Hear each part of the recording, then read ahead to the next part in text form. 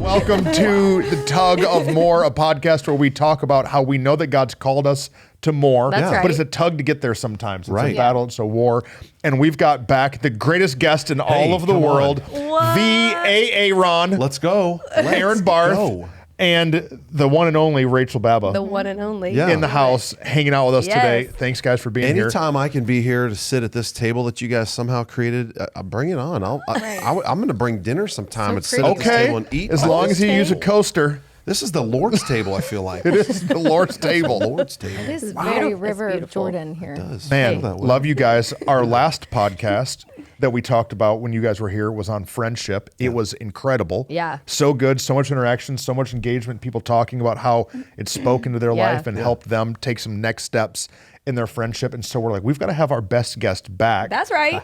to talk about some things. Yeah, Yeah. because we've been talking about kind of a serious topic, kind of a like one in the church world that is hotly debated. Yes. And Yes. at Living Church, we believe in women in ministry, and our dynamic is that we work together. He's a dude, I'm a lady. We're obviously not married to each other. We're married to Right. you and you. Yes. And so what better than to bring y'all into this conversation, because you're a giant piece of Yeah. why this works the way that it does. Now, there was one time someone thought that me and Whitney were married, Yes. but that they also thought me and Rachel were married. Oh, yeah. This is true. Right. So Yeah, I when remember Rachel that. when Rachel was pregnant with Lillian, we haven't had a kid, and I'm like super out of my depth. Yeah. And so Whitney, his best Yeah. friend, was Yeah. going to come to the doctor's appointment. Yeah, hello. And so the came to doctor- first doctor's appointment. Yeah. So the right. doctor is looking at me, and I'm like in work mode, Yes, Yeah. very like serious. very serious, and with these two gorgeous women there, Yeah. one of who is pregnant. This one's asking all the questions and like telling Oh, me 'cause we don't know it's what we're okay. doing, yeah. Whitney's like, it's okay. And so the doctor thinks that I'm married to both Right. of them Yeah. because I'm a pastor. Yes.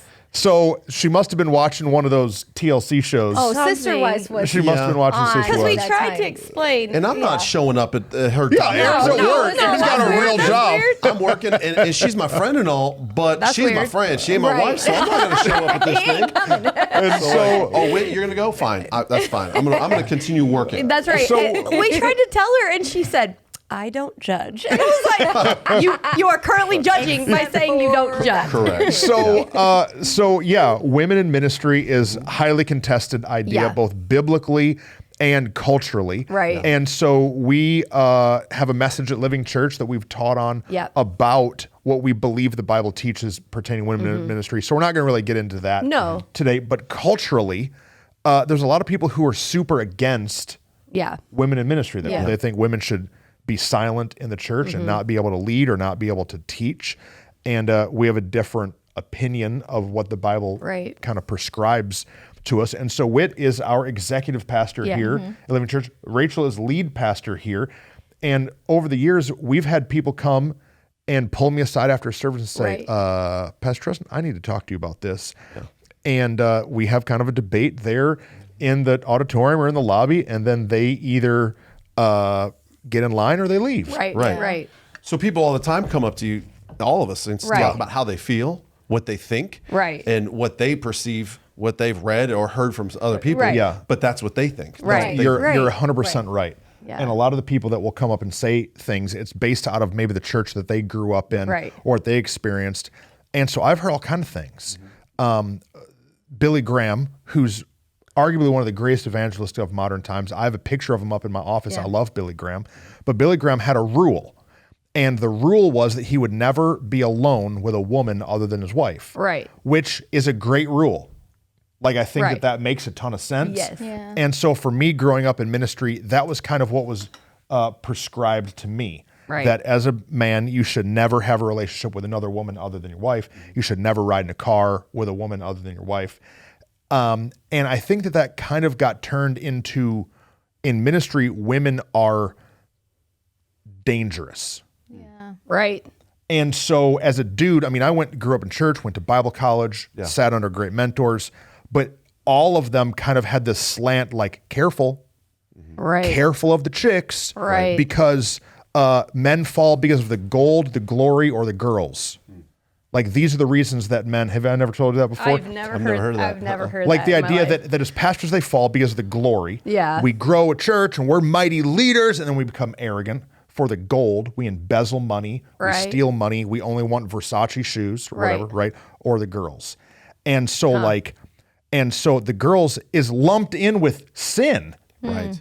Girls are lumped in with pride and with thieving God's money. Good grief. And so there's this perspective that really tells us, like, careful. Yeah. And we need to be careful. Yeah. And so I, growing up in churches, saw women that were around and maybe kind of held Yeah. some positions in kids or in women's ministry or on worship teams, but not really that were leading. Right. No, and right. So, and so I that's kind of what I believed. And I never thought I would become a champion for women in ministry until God gave me a woman in ministry that Right. I couldn't deny the gifts in you two. Right. I couldn't deny Rachel's ability to listen and pay attention and speak truth.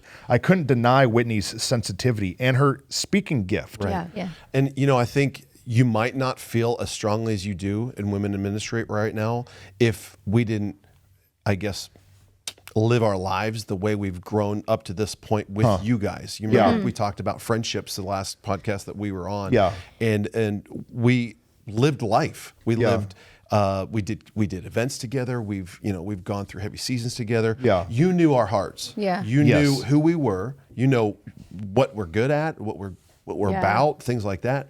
And so I think you had this foundation, this basis. You guys have had a basis of who I am and who Whitney is. Yeah. For sure. And so when transition occurred with you in the church, Yeah. I think the first thought you had was, what do I do? Who can help? And fortunately, you knew our backstory, you knew Yeah. our backgrounds, you knew Whitney true. as well as you did to be able to feel comfortable with even considering bringing Right. her in to Right. help you. Right. Right. Because, and the reason that's important to bring up is because on the outside, you would look at Whitney or at Rachel and say, well, they're just a cute girl. Be careful. Right. Right. Yes. Right. Be careful. Yeah. But because we had this friendship and this relationship, that wasn't the first thing, which is kind of absurd. Hold on. At first, because just because someone's attractive doesn't mean they're a hoe. I was going to say, Right. because first, we are real cute. Adorable. No, but Yes, you are. Melanie. yes, you're both very adorable. I mean, Very I'm 40 cute. and look at me.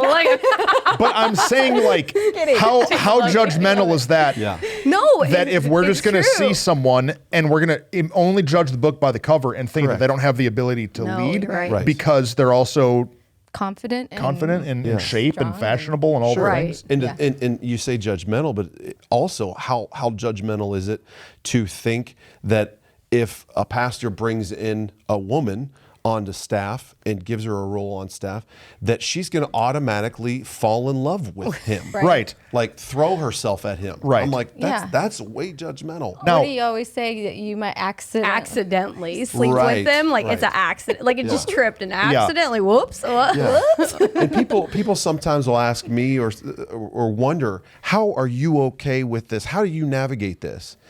And I it doesn't take me long to think and realize, wait, as we all know, I work in a secular workplace. I work out in the world, and there are women that I work with, Right. Huh. and Yeah. they have positions, Right. and we have to go places together. Yeah. The first month I was on the job, I had to drive down to Austin alone with a woman Yeah. to go and present to some folks. And in you Austin. didn't accidentally have sex with And her. I somehow did not have sex with her accidentally. Exactly. And so when these things happen, and I know what their role is, and I know that, hey, she's a part of the organization, we work together, and that's what Right. it is. I see things differently than what you Right. got brought up in the ministry. Right. In that this is just a workplace environment, and This you is know, what it is. people have their roles. Yeah. Yeah. Men or women. And I think that part of the stigma is because a lot of times the guys that do fall morally and have an affair on their wife, they get highlighted. right. But you know what we're not highlighting? Right. The thousands of pastors Right. that were Yeah. leaders for decades and never Nothing ever were happened. never Right, unfaithful. right, right. But we find the one or two in a generation, and we put them all over, and we think that means that this is a guaranteed going to happen. Right. And so we segregate men and women in ministry because, what if this happens? Well, what if it doesn't? Right. Right. And Exactly. I wish it was a unique experience like that we were having, but I know for a lot of women, that's how they've felt. That's how they've been treated. And it is a little offensive, I guess, to us, because I'm like, this is not going to accidentally happen. But it's also kind of offensive to our spouses. Right. Yeah, because sure, it's implying that he is not meeting the needs in my life, that Right. I don't love and think he's the greatest. Yeah. And Right. so I'm like, if you can be in healthy relationship, like you it can work. can Well, work. we've heard it. We've heard it. You guys have been working together Yeah. alongside Yeah. each other for long 4 or time. 5 years, for a number of years now. And so during the time that's happened, I've heard it. You've heard it. It's the and I most know you guys common have. question that we all Yeah. get. Yeah. Right. Is how does that work? Right. Right. They ask Rach, how does that work? How are you okay with him and her being in proximity to each other? That's right. Are you asking me? No, right? I mean, Yeah. that's a question people. I'll answer. Yeah, that's go, a question people ask you. Are we ready to answer it? Because we'll answer it. Yeah, go. We have to be okay. Yeah. Yeah. In order for this to work, Yeah. Yeah. we have to be okay. They have to be okay. Yeah. That's right. Yeah. But also, I have to be okay. He has to be okay. Yeah. She has to be okay. He has to be okay. Yeah. It's a whole process of searching to be healthy and a healthy mindset with a healthy heart, with a Right. following the principles that God has given us, not to be selfish or self-centered, but Right. I mean, operate in the gifts of the Spirit. But also, man, we talked about trauma in the last time we were together. But like, if you don't deal with that trauma, you're always gonna be battling yourself, and then battling your spouse, and forget Anybody about else. anyone Yeah. else Yeah. Right. stepping into that. No, it's true. We built a firm foundation as friends before this whole Right. work thing started. Yeah. Yeah. And that's helped us. But then once the work thing did start, we've talked about it very openly numerous times. Right. That we've got to, each and every one of us, we got to make sure we're guarding our hearts. Yeah. Yeah. If we're not guarding our hearts, then this, I don't think, would work as well as it's working. Right. Right. People coming into us and asking us questions that could plant a seed in our hearts and be like, man, maybe there's something to that. Maybe I should Right. look at that and think about that. But then if we're able to hear it and know what it is and arrest it and then and guard our hearts from it, good, man. Yeah. we should be able It's to be true. able to allow for this thing to happen. Absolutely. Yeah. And then God No. will bless it like he has been. It's true. I think we should talk about the fact that, like, so it's easy to say, guard your heart. It's easy to say, like, let's be okay. But we had to be intentional. Yeah. And it took some real intentional and, to be honest, in the Frank beginning, frank conversations. and awkward Right. conversations. Which would have been super hard if we didn't have the friendship that we had. And the hearts that we had. Like if It would've I didn't been know easy. Trustin as well as Yeah. I knew him as a friend and as like he's my best friend. Yeah.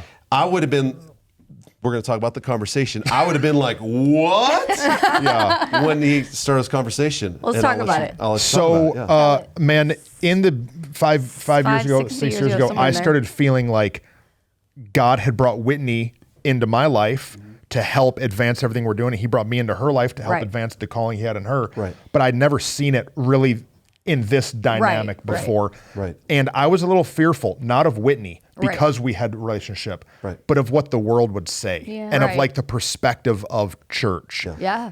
And so I just called a meeting, which I've done a bunch of times with the four of us. And so called a meeting and we not went to intense. He's not intense we went to personality. we went to and we went to dinner. We love you. And Rachel and I sat next to each other, and I told Rachel everything I was going to Yeah. say, and then you guys sat across the table, Yeah. and I said, "Hey guys, I want to talk to y'all." I said, "Aaron, I want you to know I'm not going to sleep with your wife." Right. And I said to Whitney, Whitney, and I know you don't want to sleep with No, me, and right. I'm not going to be inappropriate with you. Right. And so I want us to be able to work in ministry together Yeah. Yeah. and not go down this trail of debauchery. Right. And it was super It was weird. super weird. But it also ripped the lid off the It did. conversation. You put everything on the table, and once I finally got my jaw up off the floor, I said, "Hey, bro, I know you're not. Yeah. Yeah. And hey, I know my wife is not going Yeah. to do that Yeah. either. Yeah. And so I thank you. Yeah. But yeah, no, I know that you're not. Yeah. Yeah. And it's been an ongoing kind of conversation. Yeah. Right. to like figure what Rachel said is super important, that we have to be okay. Right. Yes. That like, because Rachel and I are healthy in our marriage, it can allow me and a woman to work close to each other. Because we all know during the waking hours, chances are good that you're spending more hours in the waking day with my wife than your own. Exactly. Right. Same for me. And I understand that. We've come to grips with that. Yeah. But we know what you're working on. We Yeah. know what you're trying to Right. achieve, and we're part of that. Right. And that's why we're for it. Yeah. No, I think that then that opened and allowed the conversation. And then, like you mentioned, we've had to have multiple either conversations or just determinations together along the way, because as we kept working in ministry together, you mentioned the Billy Graham role a minute ago. We quickly found that like we could do that, but it would slow down the ministry. It would halt a lot of things. And honestly, it would hold back some, because there's a lot of conversations we need to have one-on-one that we don't need anyone else's input.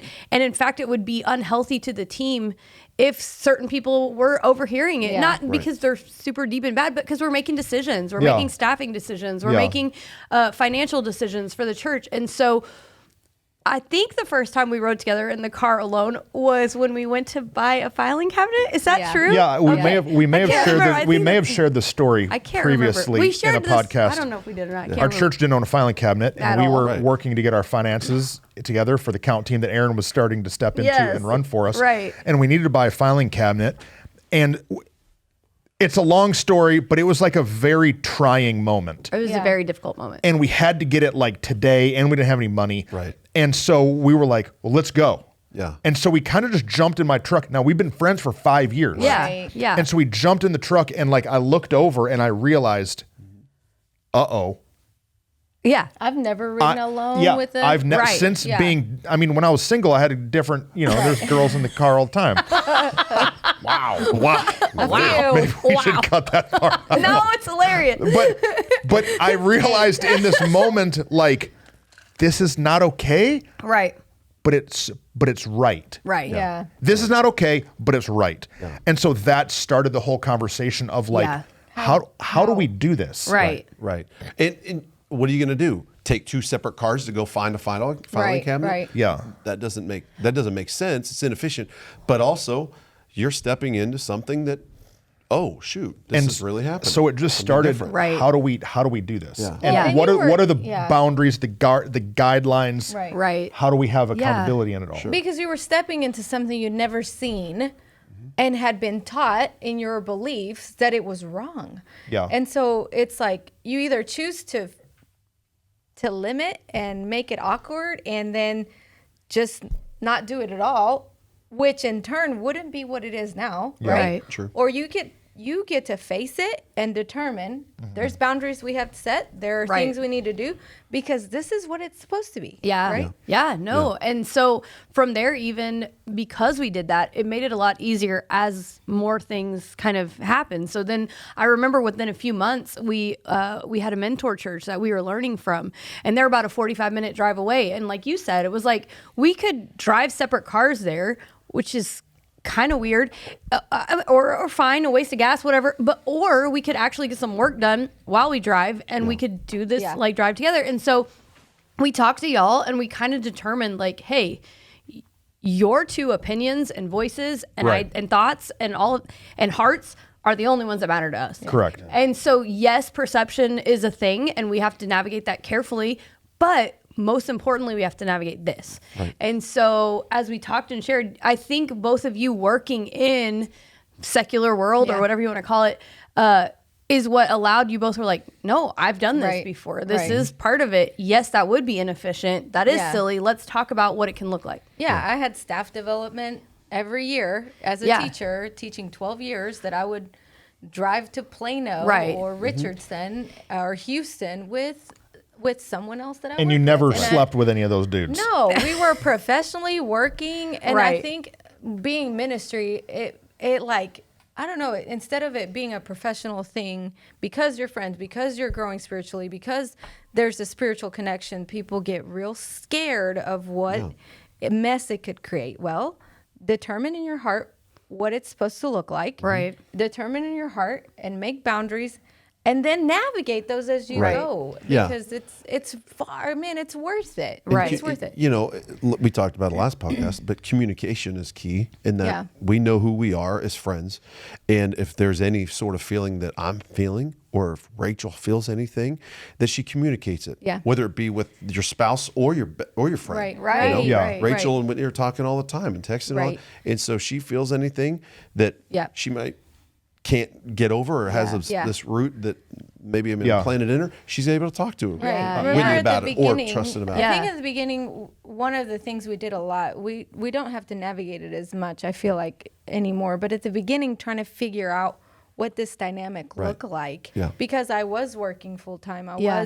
I just had kids and navigating Yeah. that.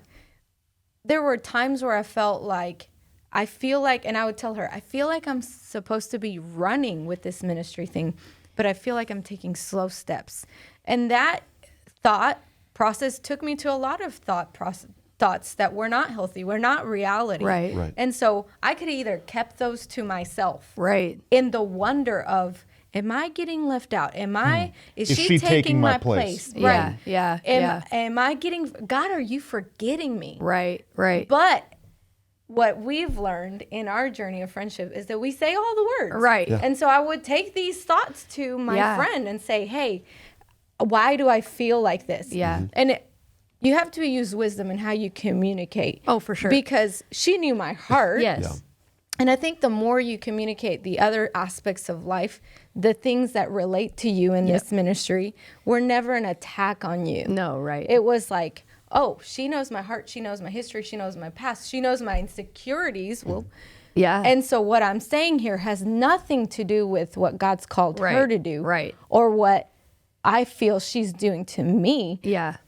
And so every time I'd present, she would remind me of the Yeah. reality. Yeah. God has not forgotten you. No. You No, are right. important in what Not God's to got mention, you. Yeah. and you say that, and it reminds me, living life with you guys for over a decade now, and Rachel being a teacher for a number of years, we would go places. We would go to football games. We would go out to eat in Mansfield Right. and beyond Mansfield. And I can't tell you how many times we have run into a previous student of Right. Rachel's Right. that has walked up out of nowhere and said, "Hey, Miss Rachel, there you are," and talked to her. And we witnessed, Yeah. all three of us witnessed the impact that Rachel has Yeah. on all these students' lives years after Yeah. they've had her in the classroom. Right. And it's astonishing to me because I've never seen anything like it. I've Right. never seen more of an impact that from a teacher And than that's- what and Rachel's that's her done. ministry. And that that's- is her ministry. Because Right. Rachel's an Yeah. evangelist. And Yeah. so I think what was such an important piece for us was to identify all of our gifts Yeah. and our callings and our Yes. purpose. Aaron's a father. Like, that's his heart. That's who he is. The He father of the fathers house. Right. the people of the house. He fathers the next generation. He fathers whoever he can. That's what God's given him a heart to Right. be. You're an evangelist. Like, I've never seen the heart to evangelize to people in the way No matter that she where does, she no goes, matter where you are. people get saved. We'll go to dinner and I'll be sitting at the table and Rachel will be gone for 20 minutes because Yeah. she's leading some lady to the Lord in the bathroom. Right. Yeah. It's and what she so does. and so because we'd all grown up in the church, we all had these preconceived ideas of what titles and positions looked like and what they were supposed to look like. That pastors' wives were supposed to lead the women's ministry and they were supposed to be the, I don't even know, like Right. the lady that does these things. Lead kids Instead, worship we and- said, hey, no. Because I told you in that season when she would say, I feel like I am walking, but I should be running. I was like, no. You are running in the lane that God's called you to run in. sure. And you cannot let yourself get confused Right. about which lane and where you are because you're running, babe. Right. You're running hard. Right. And if you weren't running, the lives that you're affecting and changing right now in this minute wouldn't be changed the way they are. And so Right. the enemy is trying to put doubt and confusion Right. in your Yeah. mind. Right. And we got to say, shut up, devil. Right. Yeah. And so for us, we don't let all that be because, I didn't see it the same way. The only ladies I saw were secretaries or ladies like taking the Right. checks to the bank. Like Right. that's all they Right. were. But this looks different. And so what we do real intentionally is to honor each other's gifts Yeah. and to Yeah. push each other Yeah. forward and say, go do the ministry that Right. God's called you to. Right. Go ahead. I have so many thoughts. There's no way we're going to get all of it out today. So if you have any questions after the podcast, Yeah. drop them and we want to talk about them again. yeah. But so people ask, how does this work? How Right. is Whitney a pastor? How does this function? I think the things that are some of the biggest stumbling blocks are the senior pastor's wife. No, it's true. Like, real talk. If the senior pastor's wife doesn't believe in other women in high levels of ministry, Right. then the thing can't It's work. not going to work. No. The pastor can believe in women in ministry, but if the pastor's wife doesn't have the confidence, the strength, the trust in her husband, Right. the trust in the woman for the thing to work, it can't happen. No. And then the husband of the woman, Right. if he doesn't have confidence and Right. security in their relationship and trust in the lead pastor, Right. then it can't happen. Yeah, if I'm not okay with her following behind the vision Right. in the mission that you have for this church, how is it going to work? Yeah. How am I going to be okay with it? Right. And how is there not going to be discord between her and I? Right. sure. If I'm not okay. So not only am I okay with her following and running with the vision and mission that you have for Living Church, I also run behind the vision and mission that you have Right. for this church. It's really Right. important. And so there it's a can't must. be a male machismo between, which I think is something that can happen. It's huge. And then Yeah. there can't be a bitterness or a comparison or a insecurity between. And I think those pieces halt people's ministry all the time. They halt it. Yeah. Literally halt. Halt it. Stop it in its place. I've seen pastors that I'm like, that lady should be your executive pastor. Yeah. Look what she's doing. But they won't and they can't. Because if Rach says to me, no, Right. I'm going to listen. Right. Right. You Now, have to. Let's put a little balance on it. So Winnie and I ride in the car together to meetings, Right. but she's the only one. So I'm not in cars with 10 women. Right. True. No. I rode in a car with Casey, our youth pastor's wife, to the land the other day. Yeah. Because there was kind of a disaster. We bought some stuff and people were delivering it. It was a bunch of men delivering it and she had the check. And I didn't want to go by herself and her husband was about to preach. Right. So I text Rach, I'm jumping in the car with Casey to go and deliver this check. Right. But that's the only other time. Right. Yeah. And the only other Lady. lady Yeah. that I, Right. other than my mom, that I Yeah. would ride in a car with. Right. And so if It's you're people watching, you know and yeah, that- if you're watching, we're not just saying no Do whatever rules. you want. I'm not Right. riding in the car with women I meet at the gym that my wife doesn't know. Yeah. I'm not Right, doing that. Right. Right. No, and you just said it, and we haven't talked about it. So we put some parameters and some Yes. boundaries on it. So we, when we ride together, we text each other. We have a thread. We have a thread that we've had for 10 years because we're friends. And so in the same friend thread, we don't have like a work thread and a friend thread. Right. It's all the same. We just say, hey guys, we're going here. Here's what we're doing. Here's what the plan is. And let you know if we have something coming up on the schedule, like an event or somewhere that we're going to be, we talk about it and say like, hey, here's this thing. It's mostly business. Y'all can come if you want, but if you don't want to, that's cool Right. too. We'll go. What do you want to do? Or then there's other events we all four go together. And we've had to make some determinations in what that looks like, what the boundaries are to communicate it. Yeah. So have you guys have gone to lots of meetings alone together? Yeah. But have you gone and met with others Oh, at meetings, and have they seen you two Great How do they show up react? together? Yeah. Great and what's the question. reaction? Great This is us question. asking you the question. they're shocked. Yeah. So Whit and I have had meetings at all kind of churches and all different places, and we'll pull up in my truck or her car, and we'll get out and we'll see other people in the parking lot, and they almost can't believe their eyes. Sure. Right. Yeah. Or I'll see them get on Facebook, and I've seen them pull up my page to see what my what your wife wife looks is. like. Yeah. Right. They're like, maybe Rachel just dyed her hair. What is? Rachel We Dyer, look the yeah. same. Hey, we yeah. do get it a lot. People tell us we look like sisters all the time, and we're like, And we ain't mad. no, yeah, right, I'm just, right. I'm We're just like, saying, yes, we yes, are. they're We are sisters. they're shocked In our heart, because yeah. they've never seen it before. But I think that it comes out of a place of health. Yeah.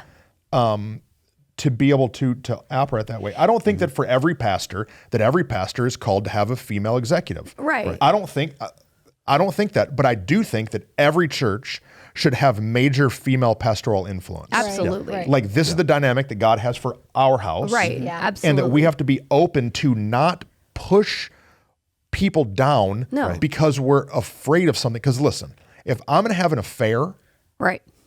there's a lot of other places it would be way smarter for me to do it than with her. Right. Right. Yeah. No, That's for true. sure. Right. And that's brokenness in me. Right. Yeah. And so like if a pastor has sin in his own life Right. and addiction in his own life, it's going to come out somewhere, Well, and man. sure. Like any dude who cheats on his wife Right. is also doing a bunch of other stupid stuff. Correct. Right. And so if you can have real accountability and say all the words, then no, right. And we can't get mad at people. So like we have to clarify all the time to people. Yeah. They'll say, "Is this your wife?" or "Oh, are you married to him?" And I have a choice to be like, "Oh my God, you're so dumb." No, they don't know. Ew. Right. Ew. Right. Or No. she has a, or no, not like that, but Exactly. like, and you guys have a choice in that moment to be hurt and feel like, wait, they Forgotten. think, oh Offended. God. Whatever. But Yeah. instead we're like, they don't know and that's okay. And so we try to be real intentional to clarify. I mean, even in this podcast, we talk about all the time, we're not married to each other.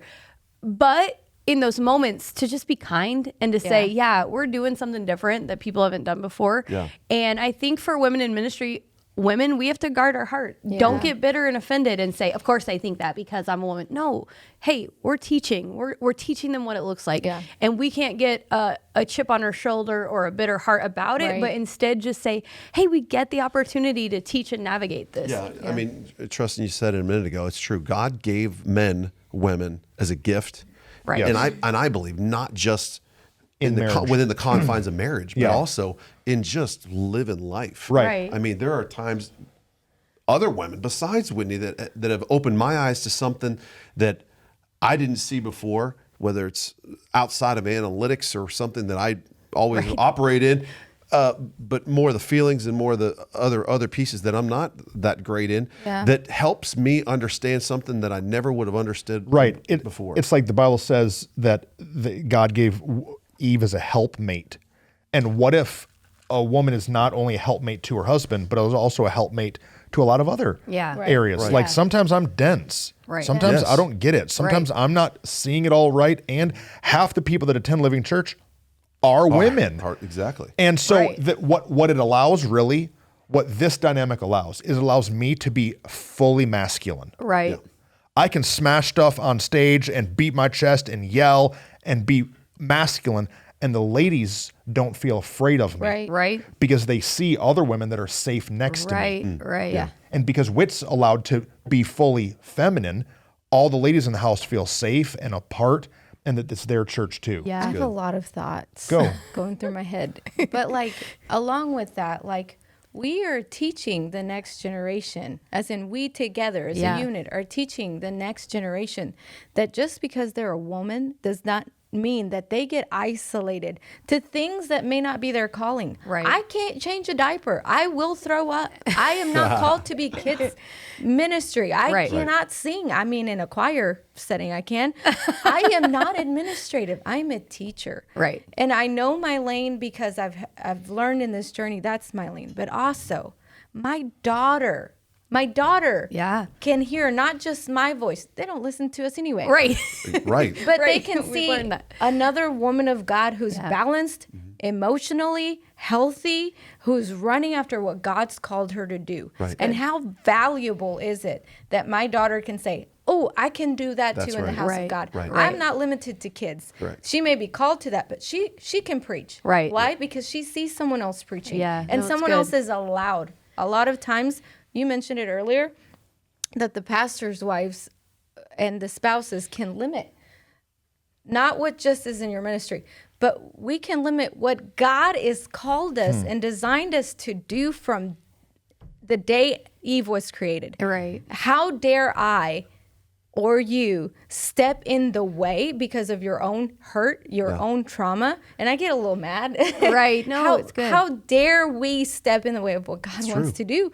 Because she's paving the way. She's leading the way. They're leading the way into allowing the next generations to be who God's called them to be. Right. Our sons and daughters in this house are all over the place, and it's cute because we have a lot of boss ladies, and that's a term we use here in our church. We have a lot of boss ladies, but those boss ladies are allowed to be boss ladies, are allowed to develop their gift, their calling, because we're learning how to do it right. Right. And if I sit in my own want of I'm going to do this because I'm the lead pastor's wife and I get to do this and she doesn't get to because then she's stealing my glory or she's stealing my calling. You know what God doesn't have? Just one calling for this church, just one calling in general for churches in general. be a lead pastor's wife and then you take all the glory. Right. No, ma'am. You be a lead pastor's wife and you sit in the calling that God's called you to do. And if it's not the timing for you to do the thing, then you sit and encourage the people. Yeah. Or if it's not your gifting. It's not, because really, as the church has grown, it's too much for one person to be able to do. And so Rachel and Whit are able to tag team situations, or Whitney's able to be bad guy and Rachel can be the good cop, or you can switch roles in the conversation because your gifts aren't the traditional pastor sit on the front row and smile and sing a song and an offering special. That's not your gifting. And I knew that. And it's what made me love you. I went to Sagu and saw all of that. And I was like, no, I don't want just the traditional smiley, big-haired pastor's wife. I want somebody who's a savage. I want someone who will do the work and loves people. And Rachel's a prophet and evangelist. And so because of that, Whit can step into a lot of things that you don't even have to do. Because if Whitney wasn't empowered to do it, I would be like, come on, baby, I need you to do this. I need you to fix this. I need you to deal with this. And be like, that's not my gifting. Well, and I think I'm able to take some arrows for her. And it's like an honor and a privilege to get to. And I think that so often people can get burned out in ministry or pastors and their wives can get so hurt because they don't have anyone else taking and deflecting things from them and for them. And it's for us, I mean, both of us, we've been able to come alongside in this ministry and say, hey, we're going to split some of the work. We're going to split some of the pain. We're going to split some of the words that people say. And it allows y'all to run and charge into more, but it also allows us together to show and set a good example of what it looks like. It unlocks.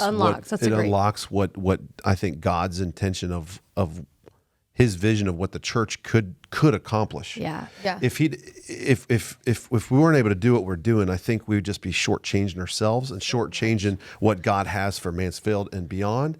If we weren't willing to do what we're doing here. You know, we're already close to out of time, but I've got another idea I've got to pull out. So we've talked about the physical boundaries.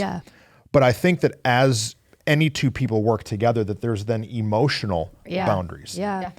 And feelings that happen along the way. And that's so like the first conversation that we had kind of awkwardly at a restaurant, I will not sleep with your wife, right? That was just a little bit of like what we had to learn. Because Whit and I are texting each other at 10 p.m. About what we're doing in staff meeting next day. I'm thinking about what I'm doing. And so while I'm on a date with Rachel, I might be texting Whit. And so there's a very real emotional. It's weird to think of it not a normal thing. No, but I'm saying it's the same thing with y'all. They're on vacation in Hawaii, and Whitney's on the phone with me. She's literally on a boat, and she's on the phone with me. Now that wouldn't be weird if you were a dude. But like, so let's talk about a little bit the emotional. Like how because you and I have had to navigate that. Like, hey, I'm thinking about this lady that I'm not married to. I'm not pursuing her sexually.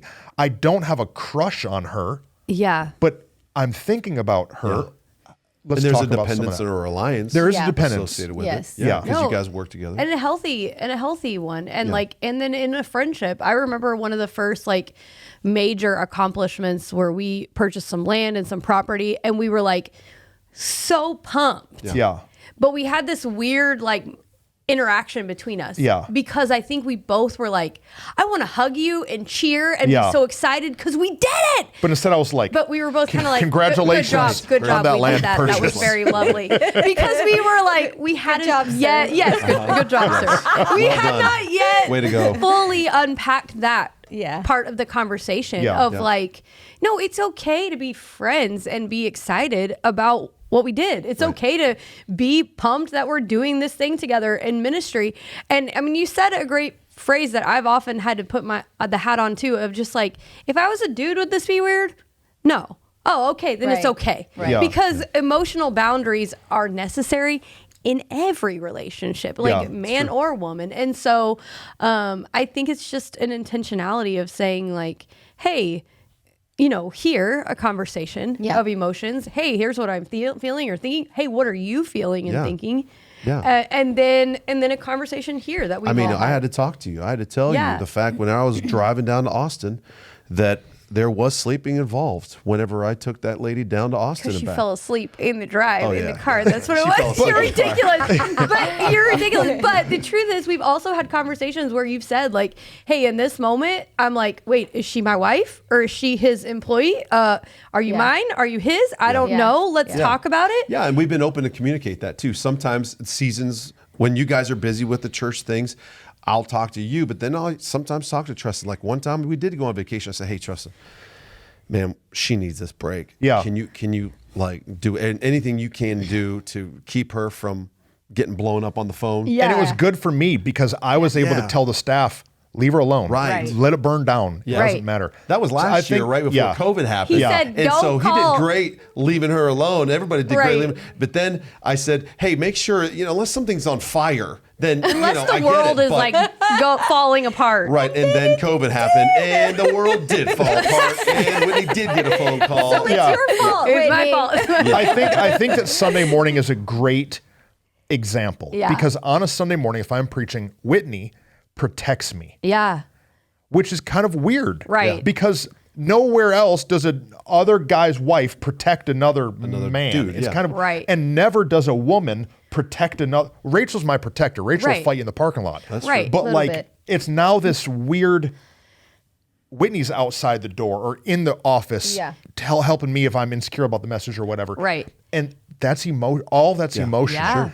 And so for it to really work, it all has to be talked about. We have to say all the Yeah. words. All the Yeah. words. And you guys call it what it is too. Yeah. You're talking and you're dealing with each other's emotions in the work environment and what you're trying to accomplish. Yeah. Yeah. And we know that. You communicated Yeah. that to us, but also to each other. Right. Right. I think it's important to understand that you had a revelation a while back that you said, she's my sister. Yeah. Yeah. I'm called to serve God. We're called to serve God together Yeah. as brother and sister. And that's what the Bible calls us to do. Yeah. Treat each other as a brother and sister. Right. And so I think that's brought a lot of health and perspective Yeah. of it all, that it's like, I grew up with two brothers. And so he's my brother. Yeah. She's my sister. Right. Yeah. And it's like, man, if you just grasp that perspective of like, yeah, that's your sister in Christ. No, right. Because if I get a flat tire, I'm going to call him. But if Right. he's on the other side of the world, I'm going to call him. Right. And, Right. and that is a friend dynamic. That's a like relational dynamic. It's a brother sister relationship that I'm like, okay, he can't save me. I need you to save me. And this has happened. Rachel's car wouldn't start on a Sunday Yeah. because she keeps leaving that visor down. bad. And so multiple times, Aaron has went on a Sunday and picked Rachel up or jumped her my car. mom, you picked my happened. mom up Right. too. Right. Or these But it's That's right. because it's trusted. And so I Yeah. think that phrase brother and sister in Christ gets like thrown around in the church, but it's not actually emulated. Because Right. if we were really brother and sister, Right. we wouldn't be so terrified of each We other. wouldn't be so Right. afraid that this lady was coming to like steal our golden glory and girls. Yeah. I know that people are probably watching this and saying, yeah, of course this thing works because you guys are best friends. Could this happen if we weren't best friends? Could somebody out there watching this who owns a business or runs a church, could they do what we're doing if they're not friends like we are? Yes-ish. I think that what we're doing is an extreme example Yeah. of living life together. Yeah. But I believe that a man and woman could be close in ministry and it still be really healthy Absolutely. as long as their marriage, like if the marriage is a wreck, like if I hated my Right. wife hated me, no. Right. Right. Okay. No. Right. Yeah. So I don't think that the couples have to be best friends. No. Right. It obviously helps the dynamic. It does. But I think that if the marriage is healthy, the marriage is Yeah. healthy, and there's constant communication. I mean, I think there have to be Oh, yeah. meetings or conversations or everybody gets on the same page. Right. Sure. No. So not best friends, but respect. Respect. Respect and for your spouse and for the people she's Yeah. No. working And with. I if think, if Rachel never talked to Aaron, it wouldn't work. right. And so I think that Yeah. that like That's true. if No. the spouses never connect to each other, then I think it would be really difficult. Well, and in our own house, like we have multiple men and women that now, because of kind of what we've emulated, they're now doing the same in different areas in our adult ministries. We have Amanda and Enrique that are not married to each other, but Yeah. they work side by side. And we have teams on our kids ministry and our youth ministry. They work together, men and women. And so they're not necessarily in close relationship the way the four of us are, but it's working. Yeah. And I know there's a lot of naysayers. I know it.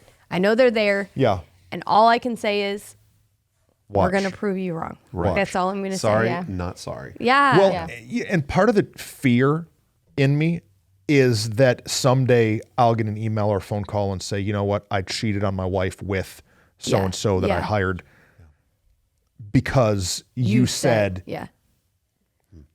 but man, they were probably going to do it anyways. Right. Like It's not there's on us. stuff in me that if had I not dealt with it, Right. lust and pornography and all these things, had I not dealt with those in me first, I would have already screwed up 1,000 times. Right.